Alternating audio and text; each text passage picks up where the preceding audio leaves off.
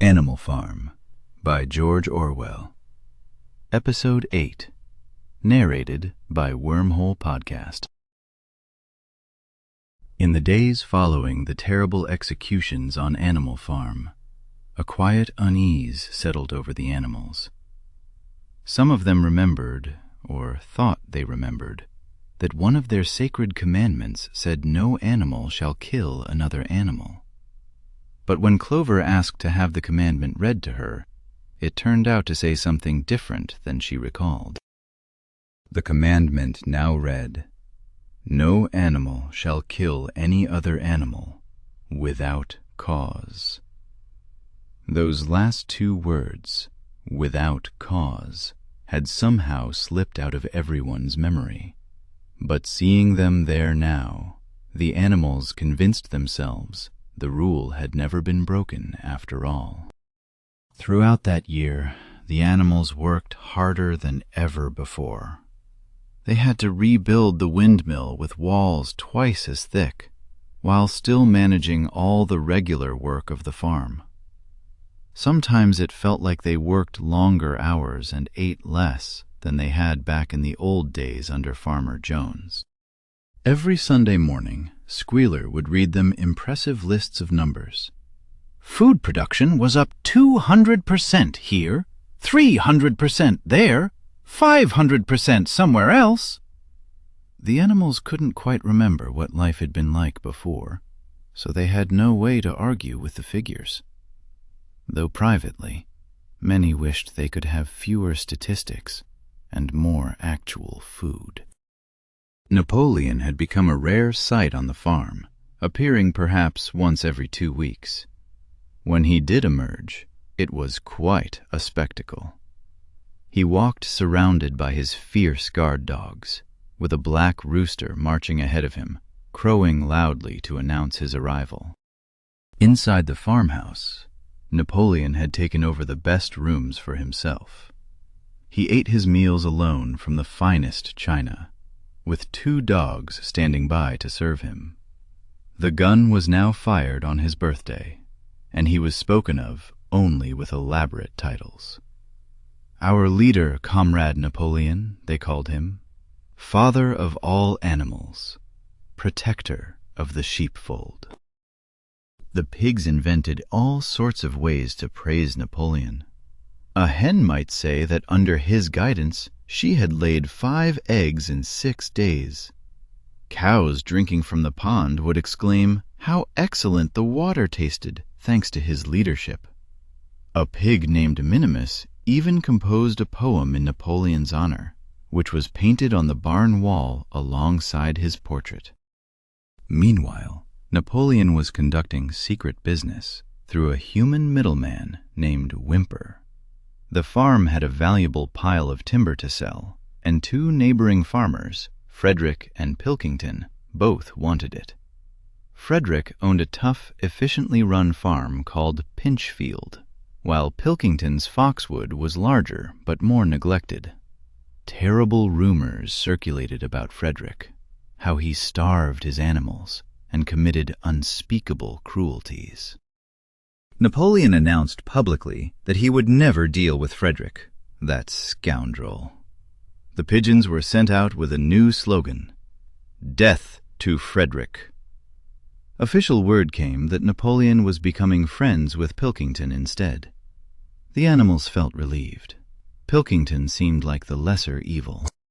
Rumors continued to swirl about the exiled pig Snowball, who had been blamed for everything that went wrong on the farm. When weeds appeared in the wheat, Squealer explained that Snowball had snuck in at night and mixed weed seeds with the corn. The animals also learned that Snowball had never actually been a hero in the great battle years ago. In fact, he had shown cowardice and had been censured, not decorated. Some animals felt confused by this. They thought they remembered things differently. But Squealer was always there to help them understand that their memories were simply at fault. And somehow, they always ended up believing him. Finally, in autumn, The windmill was finished.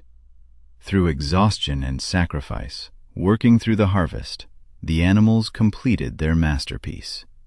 The walls stood twice as thick as before, strong enough to withstand almost anything. Tired but proud, the animals gathered to admire what they had built. Napoleon himself came down to inspect the work, accompanied by his dogs and his crowing rooster. He congratulated the animals on their achievement and announced that the mill would be named Napoleon Mill. The animals cheered, their weariness forgotten in the moment of triumph. 2 days later, Napoleon called a special meeting that left everyone speechless.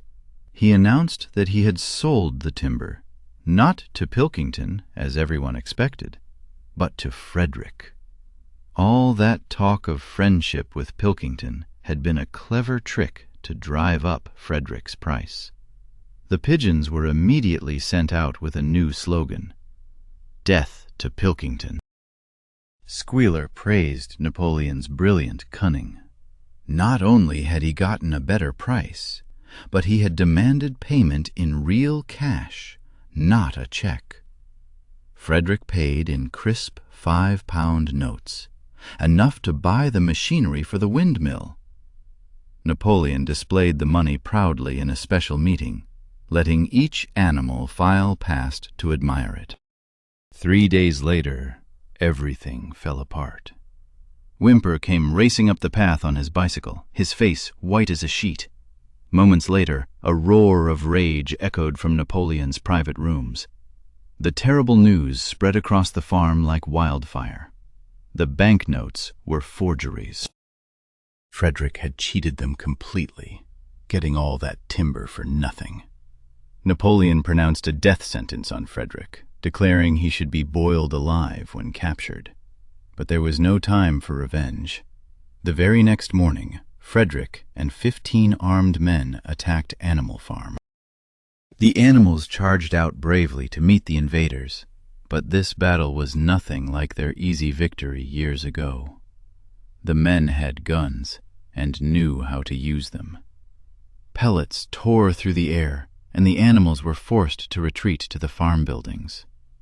They hid and watched through cracks in the walls as the enemy took control of the pasture.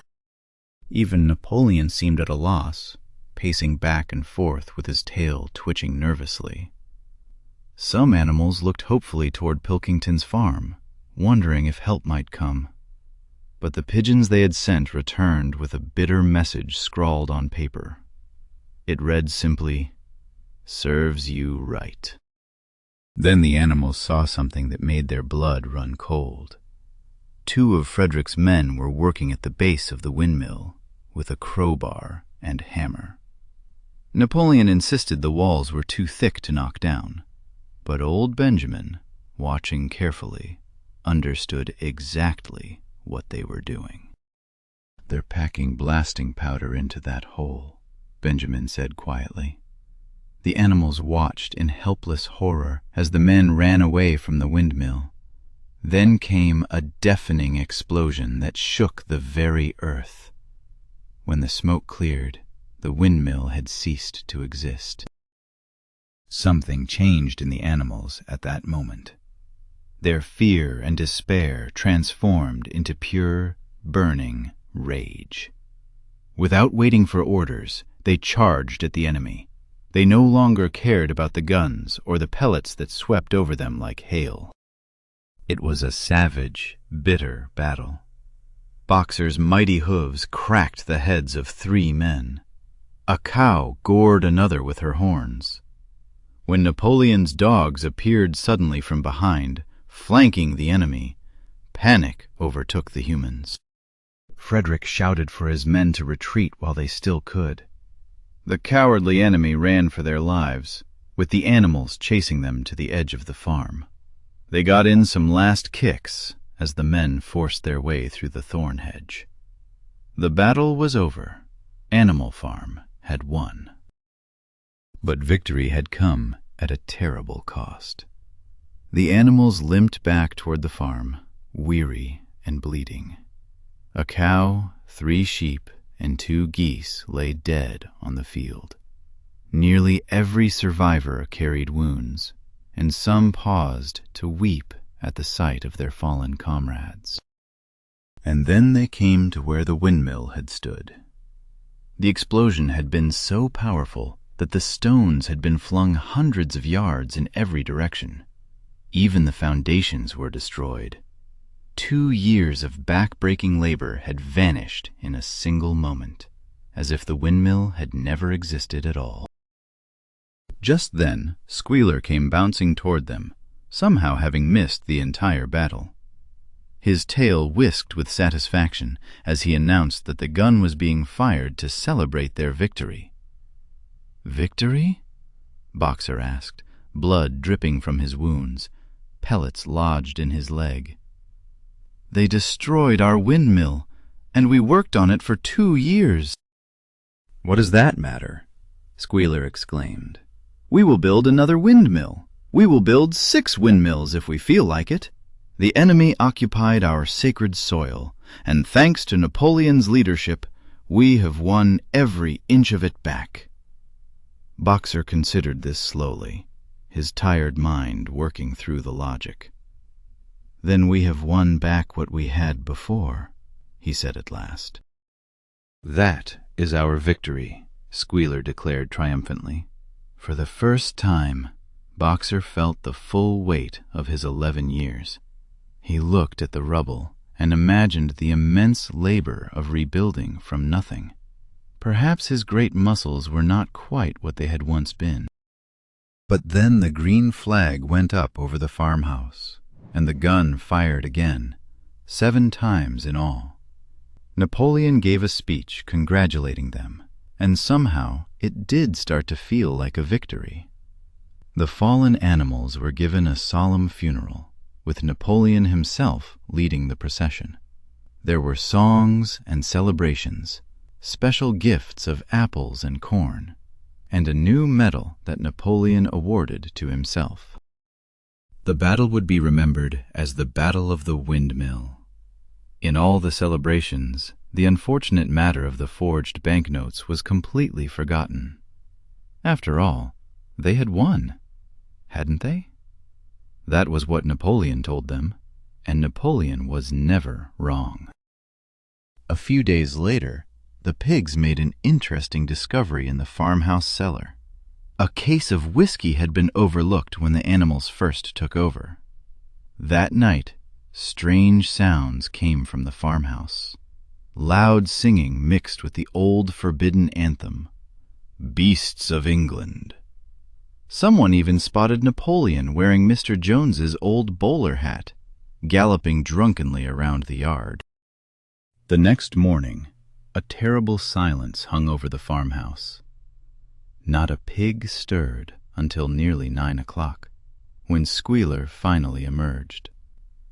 He walked slowly, eyes dull, tail hanging limp, looking desperately ill. He gathered the animals and told them he had terrible news. Comrade Napoleon was dying. A cry of grief went up across the farm. Straw was laid outside the farmhouse doors, and the animals walked on tiptoe. With tears in their eyes, they wondered what they would do without their leader. As his final act, Napoleon issued a solemn decree. From this day forward, the drinking of alcohol would be punished by death. But by evening, Napoleon seemed somewhat better.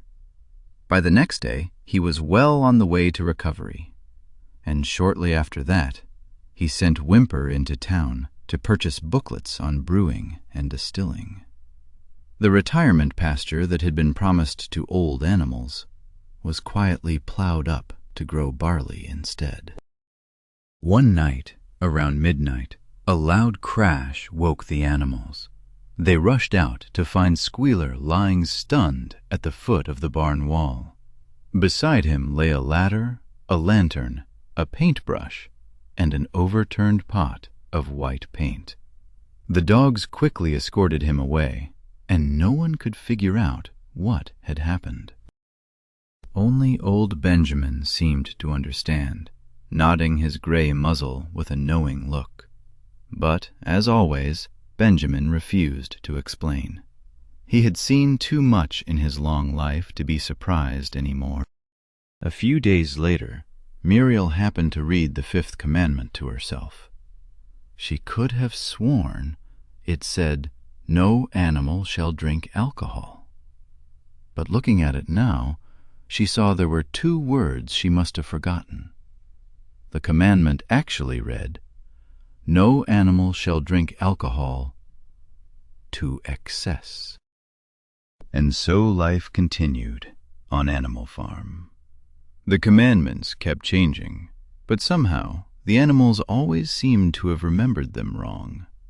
The pigs grew fatter while everyone else worked harder. And if any animal dared to question, well, Squealer was always there to help them understand. As for the windmill, they would have to build it again. They always would. And somehow, no matter how hard they worked, things never quite got better.